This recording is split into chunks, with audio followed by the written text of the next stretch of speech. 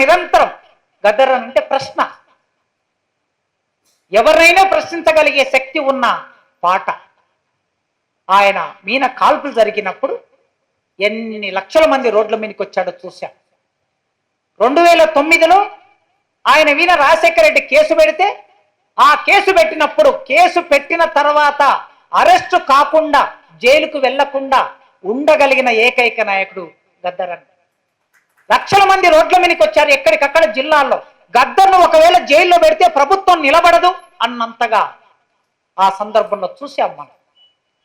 ఒక వరంగల్ సభ, రైతుకూలి మహాసభ, ఆయన బయటకు వచ్చినప్పుడు నిజాం కాలేజీ సభ, ఆ తర్వాత జనప్రపంచనం ఎట్లా ఉంటుందో ఆయన అమరుడైనప్పుడు కూడా చూసాం మనం అందరం.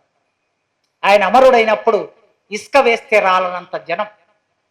ఎల్బీ స్టేడియం నుంచి అల్వాల్ ఒక 13 కిలోమీటర్లో 14 కిలోమీటర్లో ఉంటుంది.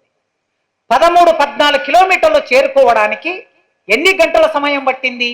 7 గంటల సమయం పట్టింది. ఒక్క అల్వాల్లోకి ఎంటర్ అయిన తర్వాత ఇంటికి శవం చేరుకోవడానికి 2 గంటల సమయం పట్టింది.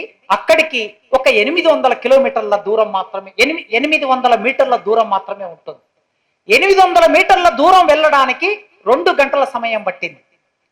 ఒక ముఖ్యమంత్రి అక్కడికి రావాలనుకుంటే ముఖ్యమంత్రి 7 గంటలు వెయిట్ చేయవలసి వచ్చింది. That is Gaddar. 1 గంట నుంచి ముఖ్యమంత్రి కూర్చొని ఉన్నాడు నేను రావాలనుకోని. కానీ గద్దర్ అన్న చనిపోయిన తర్వాత కూడా ఈ రాజ్యాన్ని ప్రశ్నించాడు. అందుకే శవం మాట్లాడుతుంది, శవం ప్రశ్నిస్తుంది, శవం కూడా రాజకీయాలు చేస్తుంది.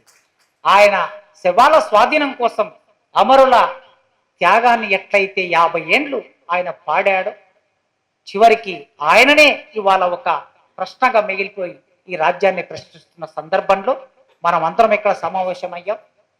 గద్దర్ అన్న సహచరి ఇవాళ హాస్పిటల్లో ఉంది. గద్దర్ అన్న కోల్పోయాం. గద్దర్ అన్న వీరుడుగా, యుగకర్తగా సాహిత్యంలో, చరిత్రలో రికార్డ్ అయ్యాడు. కానీ తులసి చెప్పినట్లు మౌనంగా తన పోరాటాన్ని నడిపిన విమలక్క చరిత్ర ఇంకా రికార్డు కానే లేదు. అందుకే ఈ సందర్భంలో దోషులు ఎవరు అనే ఈ ప్రశ్న ఎప్పటికీ ఎక్కువ పెడుతూనే ఉండాలి. గద్దర్ అన్న మనందరికీ నేర్పిన ప్రశ్న. ఈ సందర్భంగా నాకు ఈ అవకాశం ఇచ్చినందుకు వందనాలతో ముగిస్తున్నాను.